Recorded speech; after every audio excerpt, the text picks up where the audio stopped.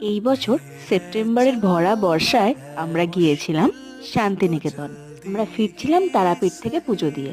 হোটেলের সামনে পৌঁছতেই পরিবেশটা দেখে মনটা খুবই ভালো হয়ে গিয়েছিল। তবে ওয়েদার দেখে ভয়ও লাগছিল, কি জানি কতটা কি ঘুরতে পারবো। আমাদের হোটেলটা সুন্দর হ্যান্ডিক্রাফটস আর ফুল দিয়ে খুব সুন্দর করে সাজানো ছিল। রুমে এসে তাড়াতাড়ি ফ্রেশ হয়ে রেডি হয়ে আমরা বেরোলাম সাইট সিং এর জন্য। বাট তারও আগে ঘুরে এসেছিলাম ছাদটা থেকে, কারণ সেটা তো খুব সুন্দর ছিলই, আর সেখান থেকে ভিউটাও সুন্দর ছিল।